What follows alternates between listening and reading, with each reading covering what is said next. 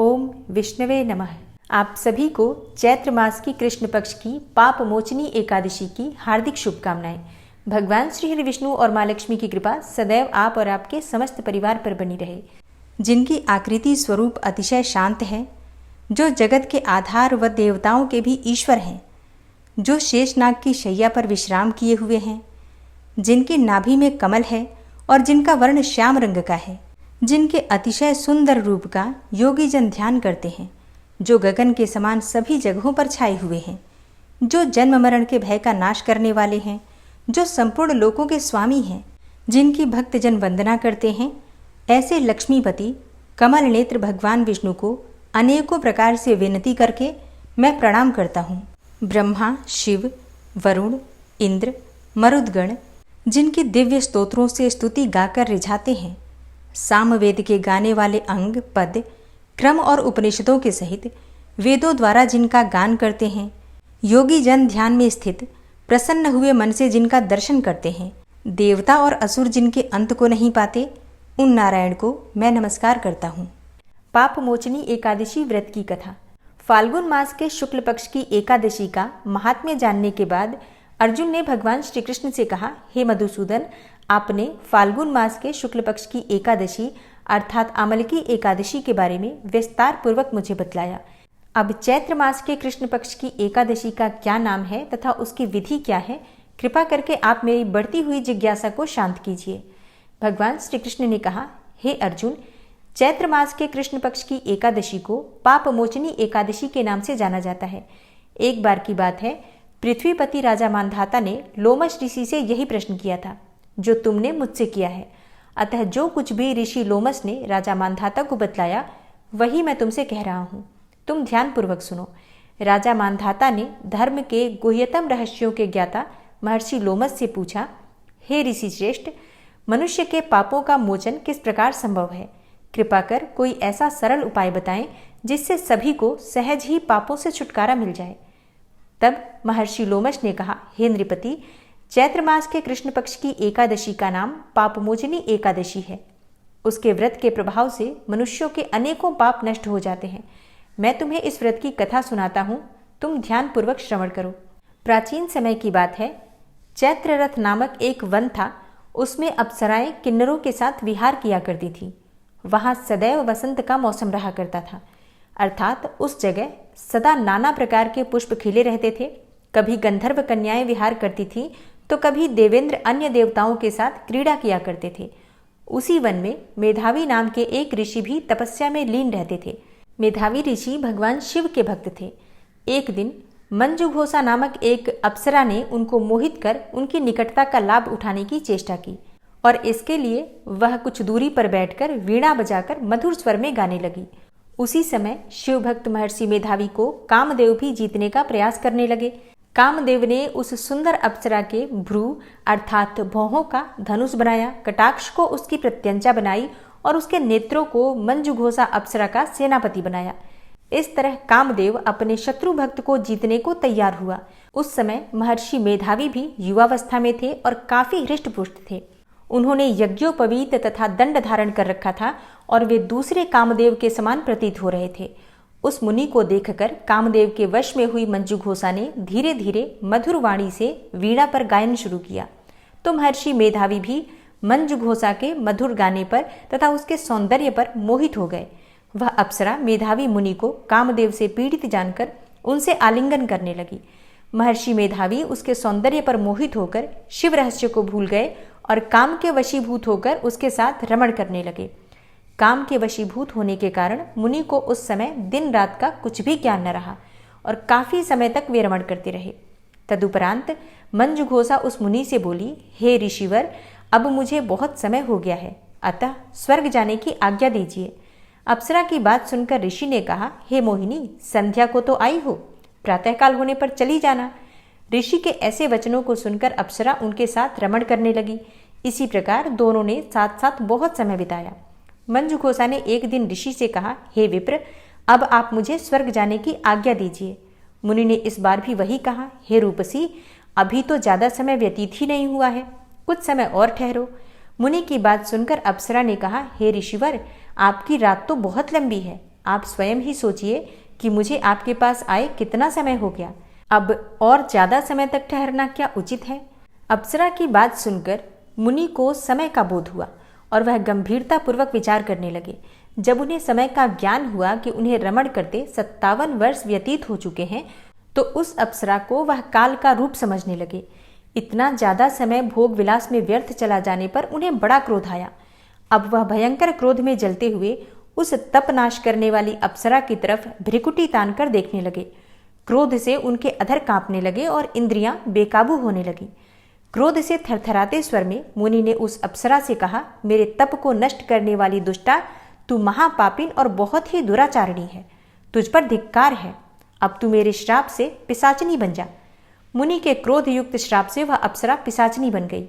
यह देख वह व्यथित होकर बोली, हे ऋषिवर, अब मुझ पर क्रोध त्याग करके प्रसन्न होइए और कृपा करके बताइए कि इस श्राप का निवारण किस प्रकार होगा। विद्वानों ने कहा है कि साधुओं की संगत अच्छा फल देने वाली होती है और आपके साथ तो मेरे बहुत वर्ष व्यतीत हुए हैं। अतः अब आप मुझ पर प्रसन्न हो जाइए, अन्यथा लोग कहेंगे कि एक पुण्यात्मा के साथ रहने पर भी मंजू घोषा को पिशाचनी बनना पड़ा। मंजू घोषा की बात सुनकर मुनि को अपने क्रोध पर अत्यंत ग्लानि हुई और साथ ही अपनी अपकीर्ति का भय भी हुआ। अतः पिशाचनी बनी मंजू घोषा से मुनि ने कहा, तूने मेरा बड़ा बुरा किया है, किंतु फिर भी मैं तुझे इस श्राप से मुक्ति का उपाय बतलाता हूँ। चैत्र मास के कृष्ण पक्ष की जो एकादशी है उसका नाम पाप मोचनी है। उस एकादशी का उपवास करने से तेरी पिशाचनी की देह से मुक्ति हो जाएगी। ऐसा कहकर मुनि ने उसको व्रत करने का सब विधान समझा दिया। फिर अपने पापों का प्रायश्चित करने के लिए वे अपने पिता च्यवन ऋषि के पास गए।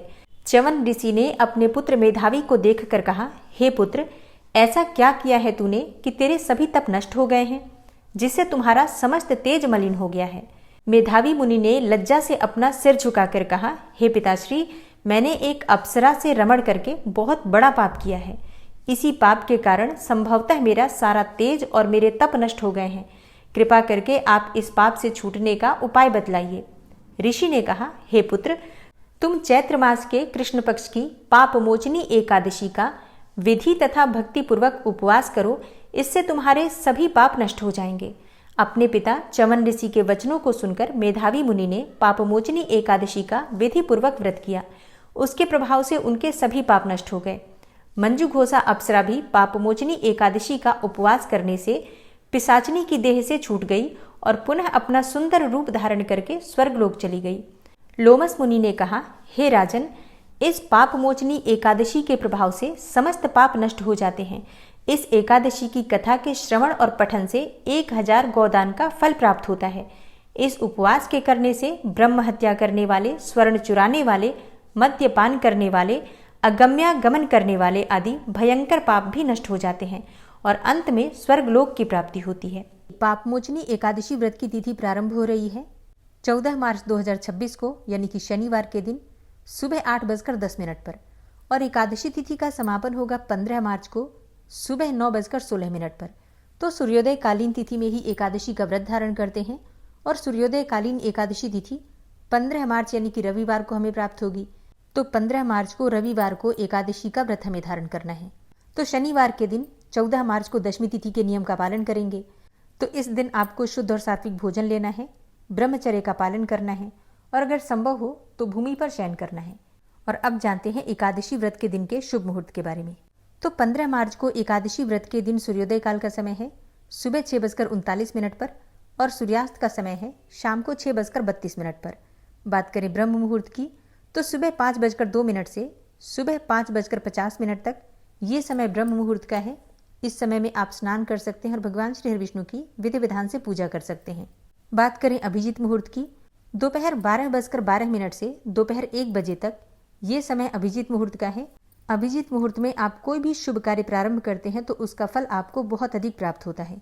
शाम की पूजा के लिए गोधूली मुहूर्त का समय है शाम को 6:27 से शाम को 6:51 तक और शाम को 5 बजे से 6:32 तक राहु काल का समय है।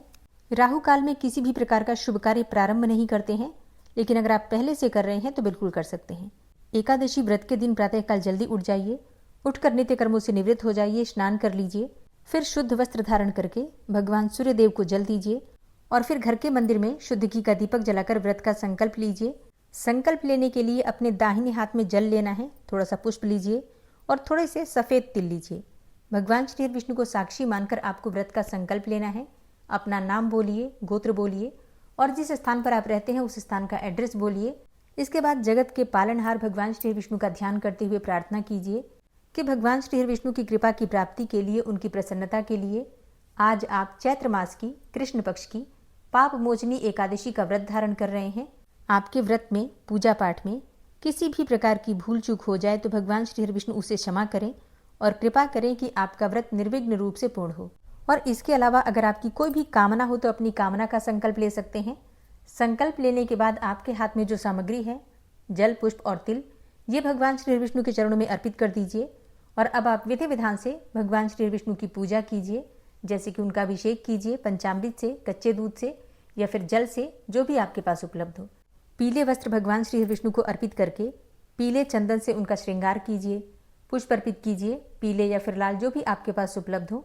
भगवान श्री विष्णु को पीले पुष्प बहुत प्रिय हैं और भगवान श्री विष्णु को पीले पुष्पों की माला अर्पित करने से जीवन में शुभता आती है।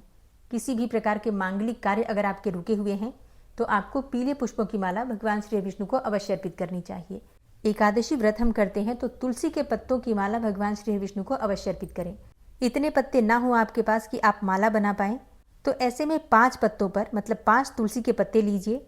सब पर आपको चंदन से तिलक करना है, पीले चंदन से, और ओम नमो भगवते वासुदेवाय इस प्रकार का मंत्र जप करते हुए भगवान श्री विष्णु को एक एक करके पत्ते अर्पित कीजिए। निश्चित ही भगवान श्री विष्णु की असीम कृपा आपको प्राप्त होती है और जो भी आपकी कामना होती है भगवान श्री विष्णु उसे पूर्ण करते हैं। भगवान को अपनी इच्छा के अनुसार, सामर्थ्य के अनुसार भोग अर्पित कीजिए। विधि विधान से पूजा करने के बाद मंत्र जप कीजिए, आरती कीजिए। सुबह की पूजा पूर्ण हो गई। दिन में आपको व्रत धारण करना है। व्रत आप फलाहार और जलाहार किसी भी प्रकार से धारण कर सकते हैं। और शाम को संध्या काल में फिर से भगवान श्री विष्णु के सामने शुद्ध घी का दीपक प्रज्वलित कीजिए और विधि विधान से उनकी पूजा कीजिए। रात्रि में जागरण कीजिए, अखंड दीप दान कीजिए। इससे व्रत का, पूजा का संपूर्ण फल आपको प्राप्त होता है। तो आप व्रत करें या ना करें, पूजा की विधि यही होती है। इसी प्रकार से हम पूजा करते हैं। रात्रि में जितने समय आपसे हो सके आप रात्रि जागरण कर सकते हैं, मतलब 12 बजे तक, या अगर संभव हो तो रात्रि पर्यंत कर सकते हैं। एकादशी व्रत का पारण हम करते हैं द्वादशी तिथि में, और द्वादशी तिथि के दिन भी आपको ब्रह्म मुहूर्त में उठना होता है। उठकर स्नान कीजिए, भगवान सूर्यदेव को जल दीजिए, फिर घर के मंदिर में भगवान श्री विष्णु की विधि विधान से पूजा कीजिए, भोग लगाइए, आरती कीजिए। फिर शुद्ध और सात्विक भोजन बनाकर भगवान श्री विष्णु को भोग लगाइए। ब्राह्मण को भोजन करा सकते हैं या फिर ब्राह्मण के निमित्त कच्ची भोजन की सामग्री निकाल दीजिए। शुभ मुहूर्त में अपने व्रत का पारण कीजिए। तो इस प्रकार से दशमी से द्वादशी तक के नियम होते हैं, जिनका पालन अगर हम करते हैं तो हमारे व्रत का संपूर्ण फल हमें प्राप्त होता है। द्वादशी तिथि प्रारंभ होगी 15 मार्च 2026 को सुबह 9:16 पर और द्वादशी तिथि समाप्त हो रही है 16 मार्च को सुबह 9:40 पर। और पाप मोचनी एकादशी व्रत के पारण करने का शुभ मुहूर्त है 16 मार्च 2026 को, यानी कि सोमवार के दिन सुबह 6:30 से सुबह 8:54 तक। द्वादशी तिथि के समाप्त होने से पहले व्रत का पारण जरूर कर लीजिए। सुबह 9:40 पर द्वादशी तिथि समाप्त हो जाएगी, तो इससे पहले अपने व्रत का पारण अवश्य कर लीजिए। उम्मीद करती हूँ वीडियो आपके लिए उपयोगी होगी। पारण किस प्रकार से करना है, क्या खाना है पारण में, क्या नहीं खाना है, और पाप मोचनी एकादशी व्रत की कथा, इसकी जानकारी आपको आने वाली वीडियो में मिलेगी। तो आने वाली वीडियो जरूर देखिए। नवरात्रि व्रत से संबंधित जानकारी चाहिए या फिर चैत्र मास की अमावस्या के विषय में जानना चाहते हैं तो चैनल पर वीडियो अपलोड हो चुकी है, जरूर देख लीजिए। मिलती मैं आपसे अगली वीडियो में, तब तक के लिए जय श्री राधे।